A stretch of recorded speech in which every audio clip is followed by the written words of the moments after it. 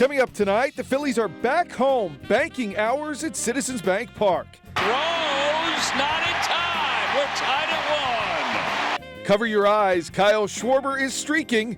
For me, one of the cool things is just seeing who he is tying or passing each day. The Eagles get a date for week 1 of the season. The Stars will be out. Plus, the 76ers hope a ball actually bounces their way. Pull up a chair because it's time to get fantastic. From Fox 29 News, this is the Phantastic Sports Show. Hello and welcome to the Phantastic Sports Show. I'm Scott Grayson. Both Jason and Breland are off tonight. Jamie Apodi stops by to chat with us about a lot of great stuff tonight, right? We're getting pieces of the puzzle that is the Eagles' schedule. These are some of the things we have on deck for you. The Phillies running with the Redbirds over at Citizens Bank Park, the start of a new homestand. The boys for the opener. Yes, it's the Dallas Cowboys in the opener. I think a lot of us had maybe some other teams picked for that slot. We'll break it down. Do we like the idea of opening with the Cowboys? Well, Jamie will talk about that with us as well. And the way the ball bounces, right? The Sixers, did they get some good luck today or some bad luck? We've got it all coming your way here on the Phantastic Sports Show. So be sure to stick around. Again, Jamie Apodi here to break it all down with us. We've got plenty to discuss. And if you want to be a part of the show, this is how you do it. You send us your selfie-style videos to 215-915-PHAN, or you can do it on the computer, fox29.com/upload. A lot to talk about here tonight on the Phantastic Sports Show. We're doing it with you right after this.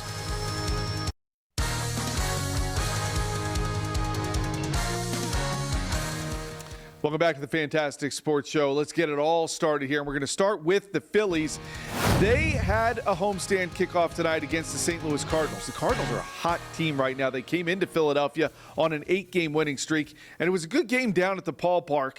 Here's a little bit of an important part of the game. Off the end of the bat, out toward right center field. Here comes Walker, makes the catch. He is long and he's quick, and he's able to seal this 9th inning, and the Cardinals take game 1 by a final score of 3-2 and extend their winning streak to 9 consecutive games. We hit some balls hard early. We really did, right at people. Not much you can do about that. And that was the final out. Trey Turner thought he was going to get it in there, but it didn't quite land. Jamie Apodi here with us tonight. Jamie, let's talk Phils to start this out. Phils had won 11 of 14 coming into tonight. They lose 3-2. The Cardinals obviously are hot. Seems like a bad time to draw the Cardinals in Philly. What did you make of tonight's game? Disappointed in any part of it? I think you got to be disappointed in Bryce Harper, right? I mean, He's been disappointing for a little bit now. It's actually good maybe that Trey Turner ended that game because it didn't give Harper another chance to not look so hot. It's crazy because he's just been struggling and he's not used to doing that. I think I looked it up. He has an OPS under 800 for a second month straight. So we've been March, April, and now into May. The last time that happened for him, 2 months in a row, 2013, Scott. Oh. That's a long time. It is. And here's the thing with Bryce. It's interesting you brought him up because for me, what I see Bryce doing right now is chasing a lot of curveballs out of the zone, right? We know he drives the fastball.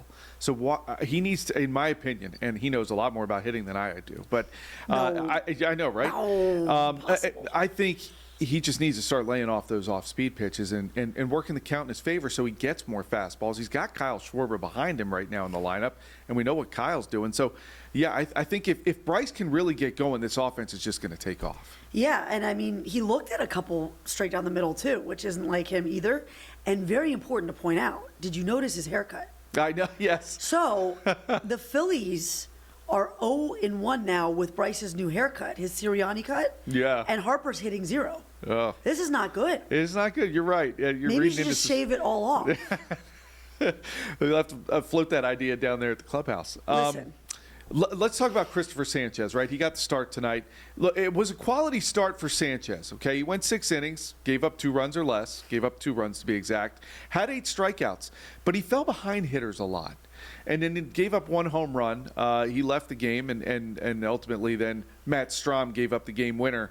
What did you make of Christopher Sanchez tonight? Didn't quite seem as sharp to me as he has been before. True, but he didn't lose the game for No. you. I don't think. The offense did, right? They were 1 for 7 with runners in scoring position. I think he's been doing what it takes. You're right, not his best game, but serviceable enough for a guy that's not, a top-tier starter for them. That's what I think. I think it's the hitters is the problem. I mean, you can't expect them to win a game when they only score 2 runs. Right. It's tough. So, yeah, I mean, he was fine. I thought he was fine. I mean, I guess I'm just being nice, but No, it's okay. like I said, the only thing that concerned me was just how much he fell behind early in counts. First pitch strikes to 14 of 26 batters. You want to get ahead 0-1. But that's nitpicking. Like you said, quality start. I think there's something there that they can certainly build off of, and I agree with you. The offense was the problem. How about Kyle Schwarber? Okay, we're talking about record-breaking performances, right? His on-base streak now up to 47 games. We had a chance to catch up with Trey Turner before tonight's game, before he extended the streak even further. Look, what Kyle Schwarber's doing is really catching the attention of his teammates. For me, one of the cool things is just seeing who he is tying or passing each day. I think the names that go by are obviously really good and kind of puts you in that category of some greatness. So I think that's, for me, the cool thing. Yeah, and it's the way he's doing it, right? He's doing it with the power. He's doing it with the bloop singles. He's doing it with walks. He's patient at the plate. This streak goes back to last season. He's now 4th on the all-time list for the Phillies. One more time. If he does it tomorrow night, he ties Bobby Abreu for 3rd. Unbelievable. How impressive is this to you, it's fantastic. And like you said, it is the way he's doing it. And let's not even forget that it's not June yet. And Schwarber's hot month is June. He's June Schwarber, so we haven't even seen that yet. And, I mean, you look at how he's doing it with the power. He could hit 60 home runs this year. It's possible. So it's really remarkable to see what he's doing. And not to mention, he's a fan favorite. He's a great guy in the community. He does a lot of wonderful things for charities, an awesome dad, and they got to keep him around. Yeah, that's the big thing. It's final year of his contract, and certainly we'll see whether or not the Phillies try to extend him before he becomes a free agent at the end of the year. All right, let's move on to football now because, of course, we're starting to get a piece of the schedule, right? What are the Eagles going to play? Who are they going to open up the season with? We now know it's the Dallas Cowboys. Wow. I thought there were some better options out there. I'm going to be honest with you, Jamie. Mm-hmm. I don't like opening up with the Cowboys even a little bit. I think this is doing the Cowboys more of a favor than it is the Eagles. You're giving the Cowboys the national stage. I do like, in one hand, listen, I'm all for raising that banner right in front of Jerry Jones. Let him see what one of those looks like. It's been a while for him. But I just thought that, number one, I don't like division games early in the season. I think you have to have like the non-divisional games that you play to kind of build up to that, because the most important games you play are the divisional games. And I don't want to open up with one of them. But you know what? That being what it is, the Cowboys, to me, aren't even one of the top 2 teams in the division. No, of course they're not. Right. In which case, I think the better opening game would have been the Commanders because they're going to be the Eagles' real rivals this year. The Cowboys are not going to be. And the only problem with that is you run the risk, and forgive me, but you run the risk of having the Super Bowl champs lose their opening game, or in this case, I'm not going to just say it's in the bag, but it seems like a pretty nice, easy win for the Eagles on opening night. It's been 25 years since the Eagles and Cowboys opened the season. It was year 2000, the Pickle Juice game. Pickle Juice game. And in the quarter century since then, right? The Birds have been to 4 Super Bowls, won 2 of them, and the Cowboys have, how many have they been to? I don't even think they know what the word Super Bowl means. Oh, so you're saying they haven't been to one? No, they don't even know it years. exists, right? Okay, so the idea of opening up with the Cowboys, you heard some of our thoughts about it. Let's hear from you, the fans. I'm a little disappointed with the opening game matchup, as I expected us to face off against either Kansas City or Detroit. But I guess the NFL wants to make the Cowgirls relevant again. But I guess we'll accept the consolation prize of raising the Super Bowl banner and then stomping the Cowgirls. I can think of no better way to celebrate this Super Bowl championship than by raising the banner at the Link in front of the Dallas Cowboys. Remind those frauds and the entire NFL in prime time who we are. champions. That will be good. You know what? If you think about it that way, it's going to be a W. It's going to be, like you said, right in Jerry Jones' face to see it. It'll be wonderful feeling for the fans at the Link to experience that. Would I have liked to see like the Lions? I think that would have been really a great matchup. I know some people are thinking I was hoping for the Rams just because if you go back to the playoff game, I think you could have really had a lot of build up with that.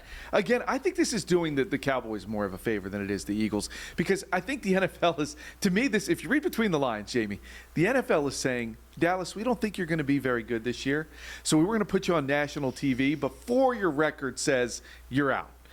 So I think they're doing the Cowboys more of a favor. But that being said, you know what the night will be about? It'll be about the banner. It'll be about the Eagles building off, of that Super Bowl win. And I think ultimately it didn't matter who they were going to play. This city's going to be charged up for it anyway. Yeah, and you know what? The NFL might still think the Cowboys draw a crowd, right? I mean, huge TV ratings. It will be anyway because it's opening night and it's Super Bowl champs. And regardless of what you say and what it's become, the Eagles-Cowboys rivalry still is a juicy storyline. It sure is. Even though the Cowboys are pretty awful. That's one adjective for it. Let's go back to hear more from you, the fans. It's always a good thing to start the season off against a division rival. If the Eagles beat Dallas, it'll help keep the Cowboys fans quiet for quite a while. Not really a fan of such a big division matchup to start the year. I like those games, especially against the Cowboys. After some games have been played, guys are, rolling. They're back in the swing of things. But I do like that they got to watch us raise that Super Bowl 59 championship banner. Actually, the last game I attended in person was the 80 championship at the Vet when we kicked Dallas. When Montgomery takes it 50 yards, the crowd was deaf. I mean, you couldn't hear the guy next to you. So, yes, I am good luck. If the Eagles have a couple ticks laying around, holla. Mitch is usually in his car. Look different there. All right, here's the go vote for tonight. And as you see, a lot of you like the idea of opening up against the Cowboys. Give them an early L, which means give the Eagles an early W. It'd be a blowout. Not many of you are against it for that reason. I personally like that one, right? I don't like the game because I'm afraid the Eagles are going to blow them out, which is not a bad thing, but it's a season opener. I wanted a good game for the Eagles to get a win on. And then don't care when we win. That's fine. So there's the results. You can still vote for that. Jamie, we also have a couple other pieces of the puzzle that have kind of leaked out, okay? One is December 20th, right there, part of a national doubleheader here on Fox, Eagles at the Commanders. That's the team you wanted to see in the opener. And then the other piece of the puzzle is actually that the Eagles apparently are going to host the Bears, reportedly, on Black Friday. A lot of national attention for this team, and rightfully so after being Super Bowl champs. What do you think of the little bit of leaks we've gotten so far about how they play out? To start, none of those games are on a Sunday. Exactly. What's going on with that? Hey. I guess that's what happens when you're the champs, huh? I like the Week 16. I mean, you're waiting a long time, but that game's going to mean a whole lot. It might mean everything. And so that one, we're all going to have to circle on our calendar. Black Friday is always exciting.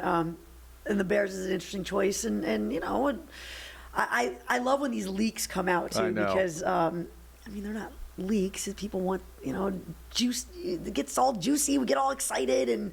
And what else is the schedule going to look like? So we'll find out Wednesday. Yeah, I hope that maybe they'll have some Sunday games. Maybe not. Maybe. Maybe not. You're right. I guess we'll find out. All right, plenty more to discuss here tonight on the Phantastic Sports Show. How did the ping pong balls bounce for the Sixers? That's coming up. There's the numbers on the screen, how you can join us here. More of the Phantastic Sports Show with me, Scott Grayson, and Jamie Apodi right after this.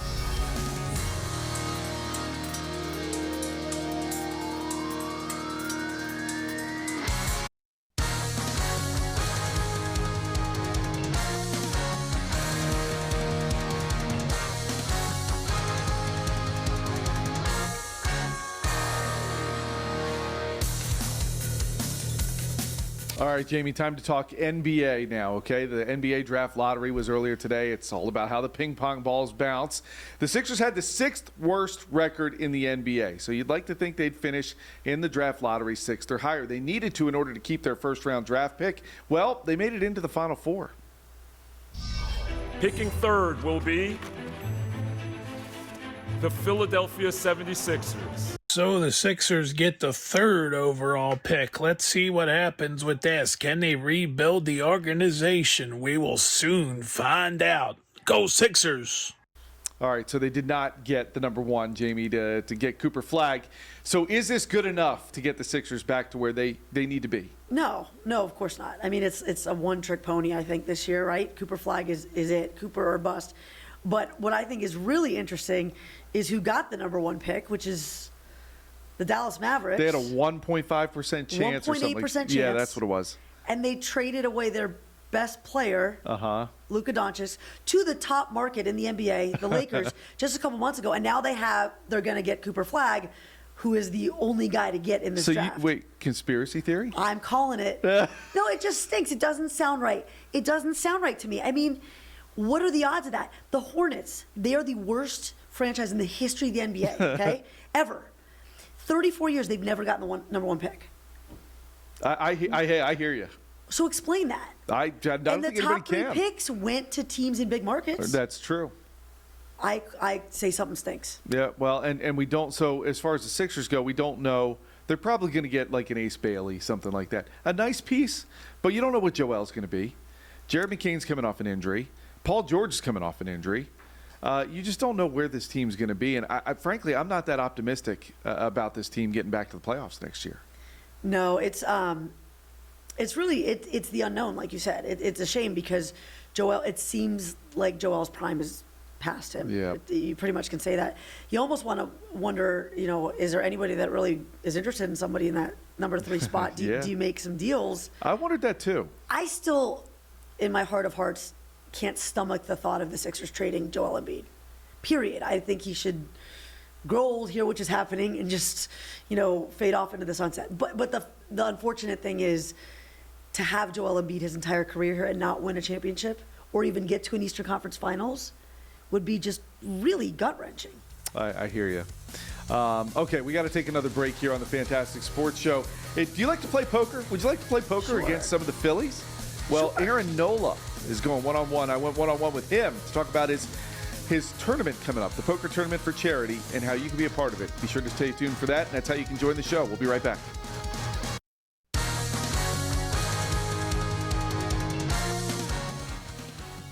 Phillies pitcher Aaron Nola has a charity poker tournament coming up Thursday night. I went one-on-one with him earlier today to talk about that and his season. Yeah, we're excited. Yeah, the poker part of it's new, but the whole charity event's not too new. So we wanted to switch it up this year. We heard the poker a little more chill and relaxing, and in the past it's been good turnouts for other guys, and we've been doing bowling for some years now. So it'll be a good change, and hopefully we'll get a good turnout and everybody have fun and play some poker and for good cause, obviously, and have some fun with it. Yeah, and that causes Team Red, White, and Blue. You've already raised more than I think I saw $131,000 for that charity. Your wife is partnered with you in this. How important is it for the two of you to support Team Red, White, and Blue, and that being the charity that you wanted to designate for this? Yeah, it's important. I think my two biggest charities is Team Red, White, and Blue and ALS. They have ties to it. My uncle with Team Red, White, and Blue, I have ties with him, and then my other uncle on my dad's side with ALS passed away a few years ago. So those really kind of hit home for me, and with the Team Red, White, and Blue, I met them years ago. I just love what they do. I love the organization. I think they do such good stuff. Anybody coming here, they sit down at a table. Which one of your teammates should they be most afraid of if they see who's the best poker player on the team? I don't really know, but just from seeing on the planes is JT. Okay. he's always winning is what I see. So we got some good ones on the team, so we'll see. Okay, and then you kind of talk down about yourself. You have a great poker face on the mount. You don't look like anything bothers you out there. What is it that you struggle with poker? I honestly haven't played poker in years and years. So I've never really been a huge poker guy, but to do a poker event for a good cause that people like playing cards and playing poker, I'm all in. Good term. In terms of some of the other things going on with this, I know there's also a silent auction. What are some of the great items that you yourself are really excited to have as part of that? You got different jerseys, some football athletes and like Jason Kelsey, stuff like that. So, I mean, there's a wide variety of things, and I think it's really good for people to see that, not just sports, but other things. And a cool thing last year was, I go up to silent auction and see it's a flag with some of the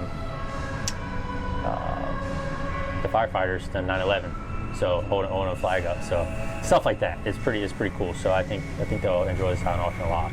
Sounds like it'll be a great event. That's Thursday night. Did want to quick ask you about your season.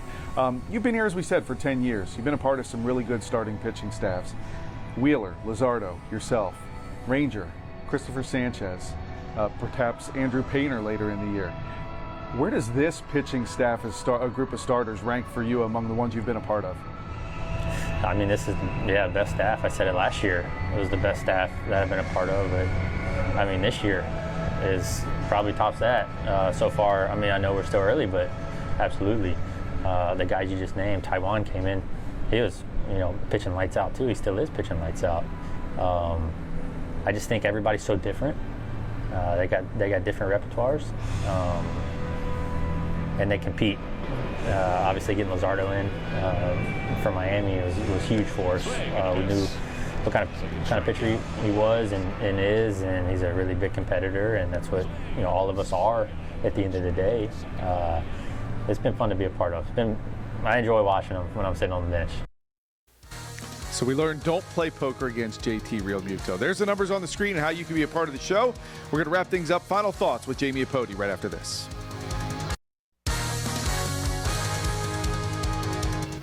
All right, well, that's about it here on the Phantastic Sports Show. Jamie Apodi, any final thoughts? How about have a great night, everybody? Yes, good night.